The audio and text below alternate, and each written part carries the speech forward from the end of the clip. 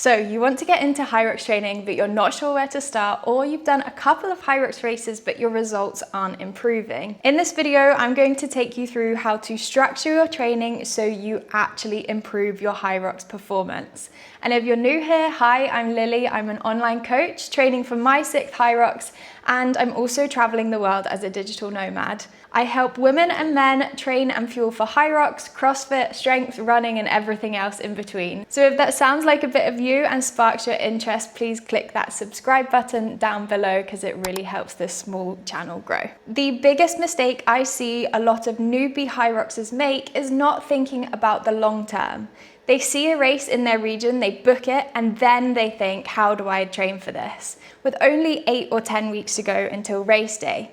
Whereas if you flip that and think, what's the best way for me to train for Hyrox, do that for a bit and then find a race, you're then gonna feel so much more confident at that race and more satisfied with the results. And that's not just for your first race, but for your second or third too. Don't rush into booking these races. And if we're thinking more long-term, we can then figure out the structure of your training so much better. I think there's a few different buckets of Hyroxers, some with an endurance-based background, running, swimming, and triathlons, some with a CrossFit and functional fitness background like me, and ones who are pretty new to any sort of thing like this before.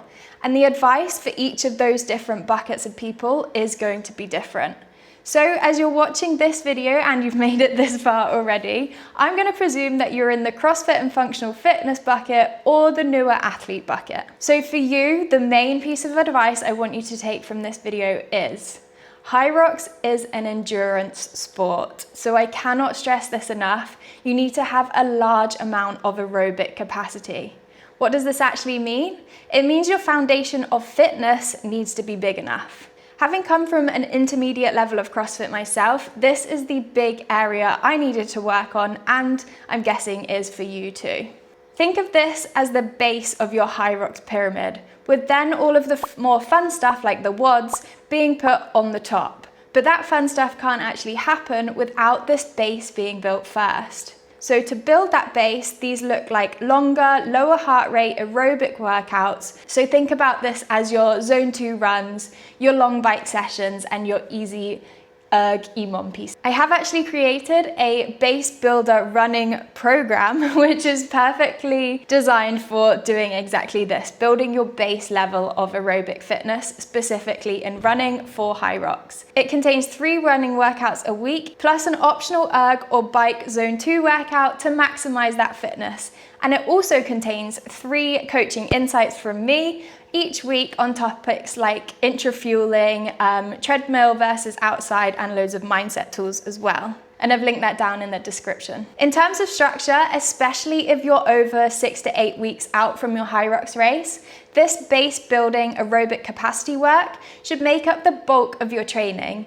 I'm not going to say how many minutes or hours per week you should be spending there, because that's going to be super personalized to you, your strengths and your weaknesses, and your time available and ability to recover. So you have the base building aerobic capacity work on the bottom, and the next layer of the puzzle is strength versus Hyrox WODs. I feel like a lot of people who rush into their Hyrox training with a race coming up just around the corner feel like they need to do 3, 4, 5, even 6 Hyrox WODs per week just to improve their performance. And you might see this within Hyrox classes. Every session is high intensity and not much form guidance, if any, and it's always go, go, go. Whilst actually not doing as many Hyrox WODs could be more beneficial, and I think it is more beneficial. So if you're 7 to 8 weeks out or more from your race, I would not advise doing any more than 1 Hyrox WOD per week. You might think that that sounds crazy, but just practicing Hyrox is not going to get you better at Hyrox. You need to build the foundations, improve your efficiency on the stations, and be able to recover from your session so that you can actually have a solid training week, rather than still be exhausted from Monday's class on Wednesday and then having to go to another class under-recovered, not perform well in that, and therefore then make no improvements. Instead of doing loads of Hyrox WODs, we want to pair our aerobic capacity work with foundational strength. And by foundational strength, I mean the basics to overall full body strength.